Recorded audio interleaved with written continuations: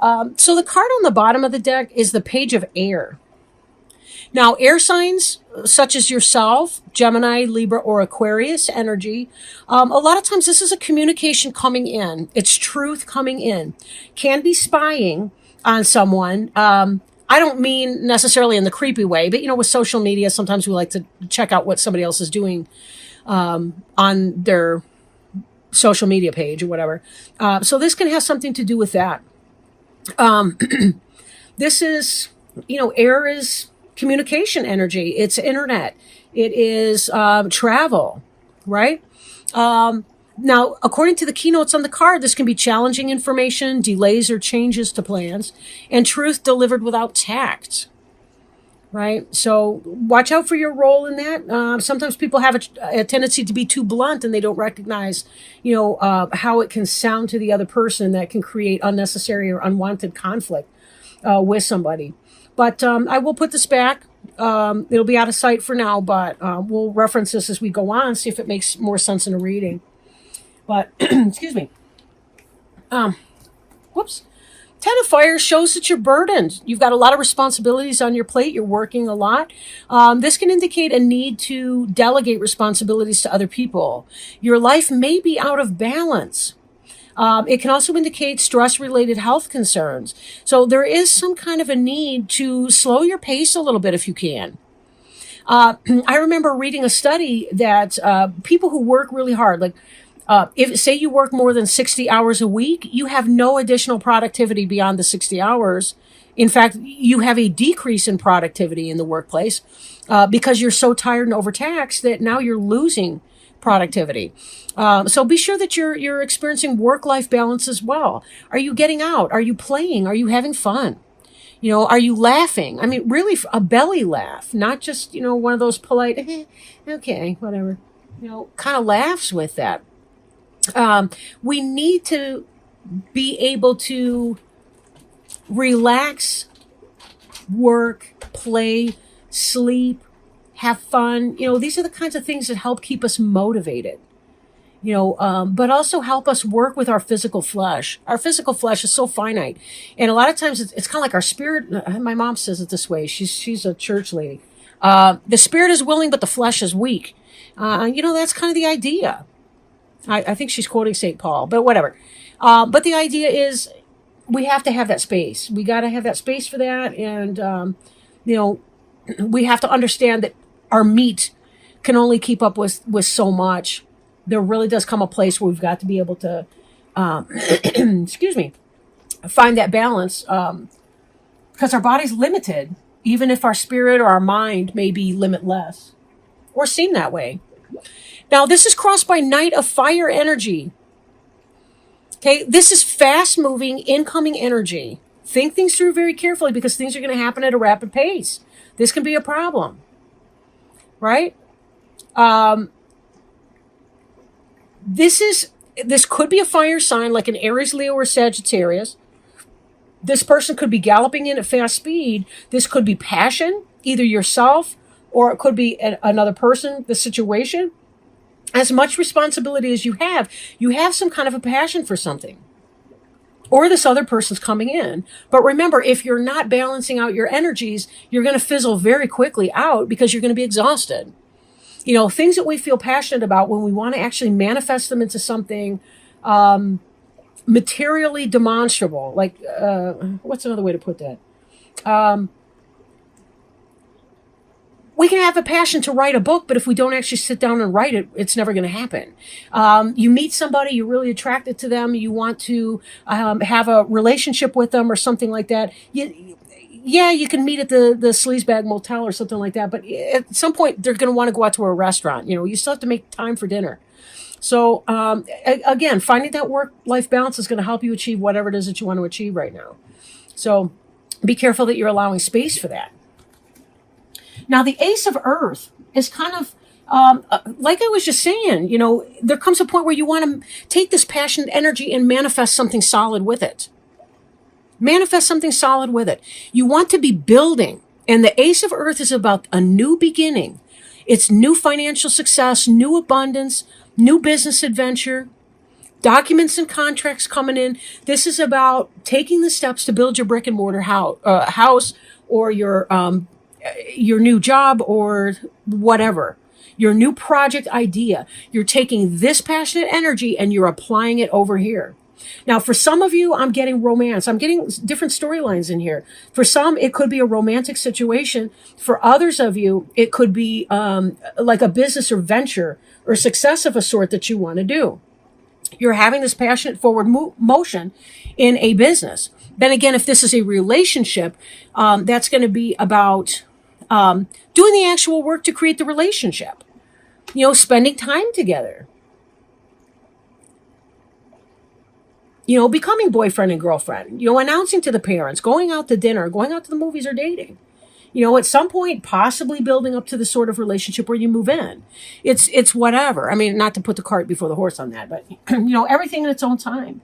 But this is fast, passionate energy, whatever your situation. If you're married, this is most likely going to be some sort of business relationship. If you're not, if you're single, this could very well be a passionate individual, an Aries, Leo, or Sagittarius, or somebody who's coming off in that energy. Possibly younger than you, but it really depends on your age and your stage of life. Symbolically, hypothetically, the page is kind of like the student, the child or student. The knight is the person who has the education and now they're learning how to apply it in the real world. So that's somebody who's, doing what they need to do to manifest their passion into a physical realm. They're developing the program. They are creating the steps, or creating or doing the work and so on to get things done. Now, 8 of Cups. For some of you, this is about moving on or the desire to do so. Some of you are contemplating whether or not you need to leave a situation that you have invested a lot of emotion into. 8 of Water. This is about moving on and seeking calmer waters, brighter shores. Pick a metaphor, right? For some of you, it's been burdensome and you're kind of escaping into that. There's this passionate type energy that you're experiencing. Now, just behind you, we see about you coming into your own new partnerships or contracts. We saw the contracts in the Ace of Earth and continuing to move forward. For some of you, it really is, maybe you've met somebody and you're ready to leave a situation that's no longer happy for you. Then again, in a business sense, this can be about signing a new contract for a new job and leaving a business that you've invested some time and energy into, and some of yourself as well. When we're building when we're working hard at a job, we're building part of that company up. We're part of their profit margin, if they have one. I've worked for some shitty not-for-profits, so probably, and not in all cases. I've just dumped my time and effort into loser managers. I shouldn't say that. They might be watching. But, you get the point here. I just put my foot in my mouth. Okay, so me putting my foot in my mouth right now, that's your page of air right here. Truth delivered without No, I'm just teasing. All right, it's whatever. It's not all about me, Val. But you get the point, right? 2 of Fire is passion. When you think about the 2 wands that are on the sides in some of these decks right here, it's like you're looking through a doorway that's made by these staffs or staves. I don't know, whatever the plural of staff is. But it's like you're looking through a portal. You're walking through a door here. There's something new. You're moving on. You're moving through something. It's sort of like going through a mini challenge. You've passed it. You've leveled up, in a sense. But there's a great deal of responsibility that's been coming with that. And part of that could be, and this could be what you're so fired up about over here, some of you, is that you got the desire to shake it and move on. You're done. It's exhausting when you're working for a company, a business, whatever, and you're not seeing yourself getting ahead. Now, for others of you, you could be leaving some kind of a relationship or something because something new has happened. But again, take it as it resonates. Take it as it resonates. Most of this, my feeling about this is more of a business type sense with that. Because I'm really not seeing the romance cards I would expect to be seeing if this were specifically related to that. But again, there's a lot of people that can view any one specific reading, and these are general. So As I said before, I'm kind of feeling a couple different storylines. Now, in the future, we have the Empress card. Excuse me. Okay, the Empress is kind of, this is about the birth of something new, like the birth of a new project. She's the ideal mother. She's sort of the queen of the other suits. Like she's the balance of air, water, fire, and earth energy. Right? She's very balanced. Now she is, the Empress card relates to Venus, and Venus is sort of the feminine sexuality. Mars would be the masculine energy, sexually speaking. So she's going to have to do with fertility and all the rest. Now, Venus is the planetary ruler of Virgo or Libra. So it could possibly relate to either a Virgo or Libra for you, but she's the ideal mother. Then again, this could be the reason that you're working, you're experiencing this passion. It could be this here. Now, if you're a, say, a heterosexual, a heterosexual Gemini, and you're a guy, given that we're seeing this kind of passion in here, we're seeing this sort of responsibility, we're seeing the Ace of Earth, we're seeing the Two of Fire.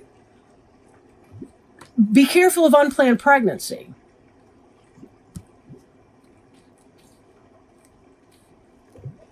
Because that's always a possibility too, right? But a lot of times the Empress is really more symbolic. Now, this is somebody who's got their brick and mortar, their earth down. They know how to do their adulting. And yet they also are in touch with their intuition. They're also highly logical. They're self-disciplined. They understand their emotions and they don't tend to be overwhelmed by them. They have the balance of logic and emotions at the same time. The Empress is really kind of in a good place like that. She's a very nurturing being, a quintessential feminine energy here. So this could be you or somebody near you. The Empress could be the person that you go to when you're feeling overburdened or overwhelmed, when you've got all these responsibilities on your plate. Could be that person.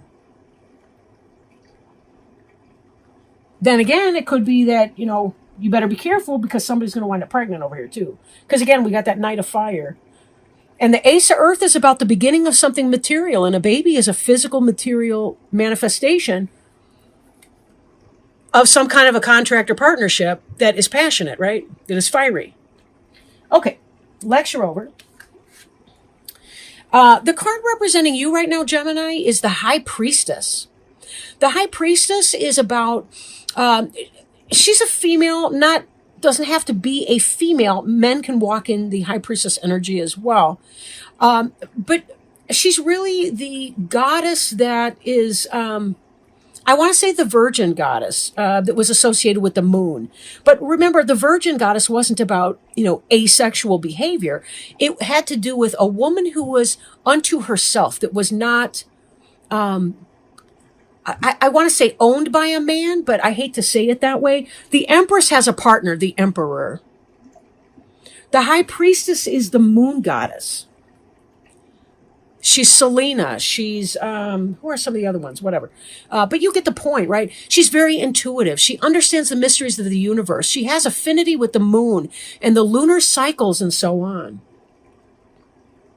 Again, if you're a heterosexual Gemini woman, be careful it's not you becoming pregnant. This is intuition. You've got the Empress coming and you are the High Priestess. This is kind of a progression from the Virgin Goddess of the temple to the Earth Mother Goddess. But this, when I'm thinking about the moon, I'm also thinking about the 28-day cycle. It's 27 point whatever. But I'm thinking about the lunar cycles that accompany with that. And of course, when I think of lunar cycles and the like, that makes me think again of female fertility. So be mindful of that this month. Three of Fire. Here's another one. We move from the Two of Fire over here to the Three of Fire. Three of Fire is about waiting for your ships to come in. Three of Fire is waiting for your ships to come in. You've taken steps You've transacted business. You've done some good work here.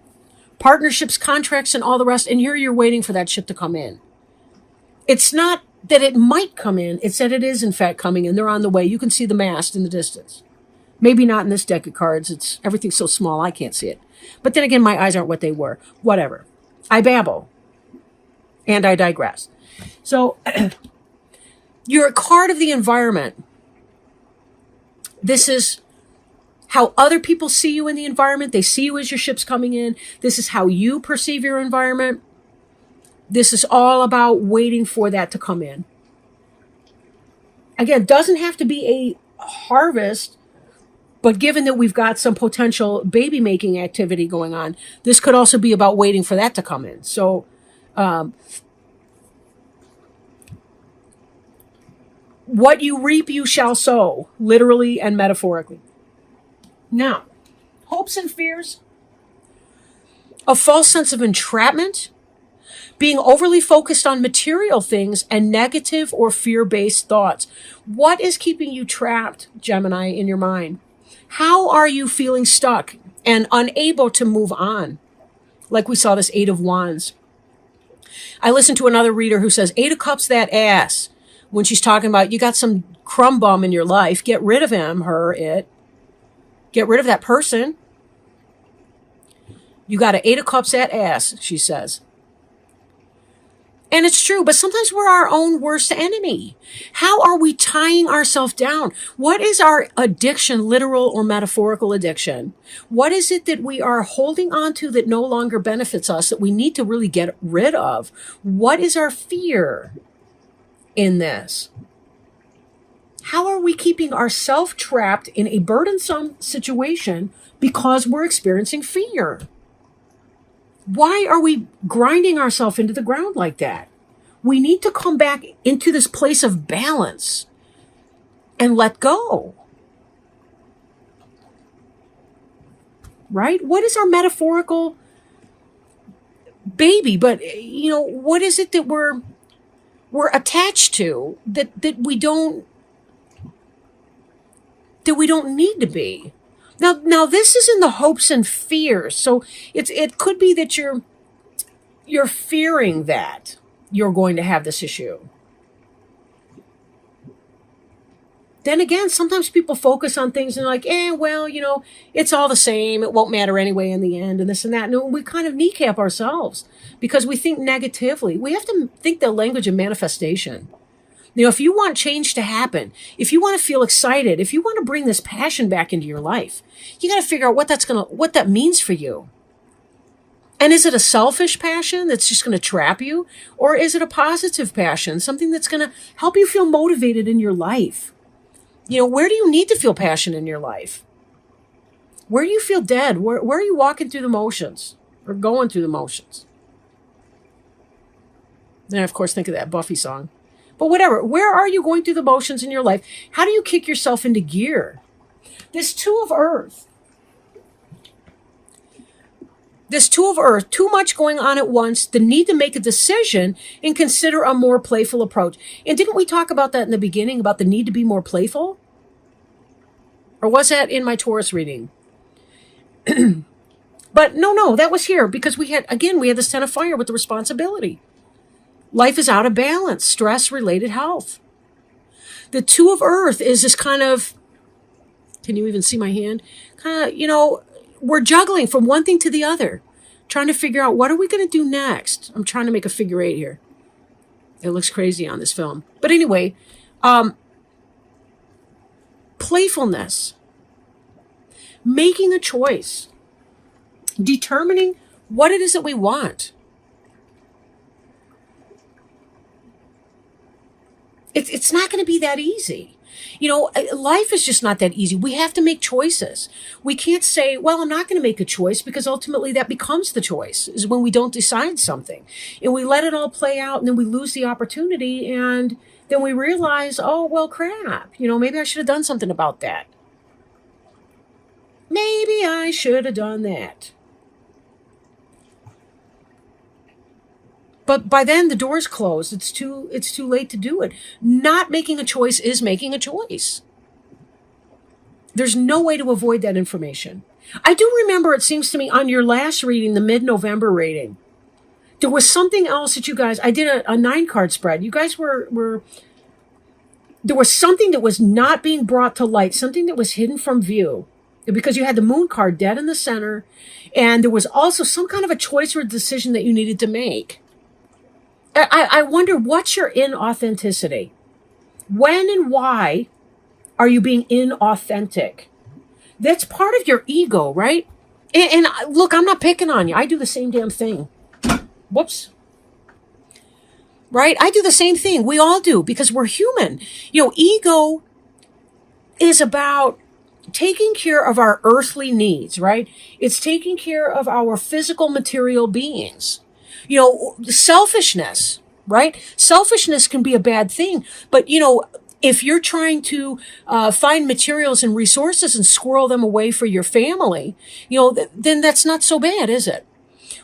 Human beings, and I think Aristotle talks about this on virtue, when there's impulses and there's values and there's needs and all the rest of that, and we're really trying to find the happy medium. Let me give an example, like with bravery. We all would say, oh, bravery is a good thing. Courage is a good thing. But if you're in a war zone and you rush into enemy fire without thinking, your bravery, your courage is too much. It's too over the top. It's like you've overdosed on courage. You need to draw it back a little bit so that you can be reserved and hesitant and look around. Then again, if you don't have enough courage or bravery, you may be a coward. I like to say you'd be a normal person, but okay. But I think courage comes from being a normal person who does something anyway, even at great risk to oneself. It's that extreme, right? We can also think about other things. Example, sex. Sex is neutral. It's neutral. On the one hand, you could have, say, a committed couple having sex, and that's a wonderful thing. Then again, at the far opposite end of the extreme, you have non-consensual sex, such as rape or child abuse. So you can see how, if we don't find a balance for our sexual impulses, a balance for our courage, a balance for the things that we do, we can fall off on either side of that. So with ego, it's not exactly a bad thing in and of itself, but we have to find the balance in the middle. I have to take care of me and my needs, but not to the extent that I'm harming other people to do it. I can't kill somebody because I want their stupid peanut butter and jelly sandwich, right? It's that same idea. So how can we work with this? Understand what your ego need is, but talk yourself out of the sense of entrapment. Note that the wording on the card says a false sense of entrapment. This has to do with a mental picture that you create for yourself. How do you talk yourself in or out of anything? You are the queen and the king of ambivalence, Gemini. This 2 of Earth final outcome card, surprise. That's almost a wild card because you live there. Some of you. I don't mean to pigeonhole everyone into the same. But there's that sense of that, right? It's so hard to find that balance in there, to be able to make a decision, because it's like you want both things at the same time. Very contradictory, but you know what? That's who people are. We can love someone and hate them at the same time. They're flip sides of the same coin, but it's on the same coin, right? Speaking of coin, how do we find the balance in that? How do we release negative or fear-based thoughts so that we can self-actualize and get closer and closer to being able to make this decision? Courage, remember, is not the absence of fear. It's about action in spite of the fear. But like we saw in the example of the courage, you have to engage your mind first and think first so that you know you're not hastily rushing into enemy fire, but you have to weigh it out and figure your stratagem correctly.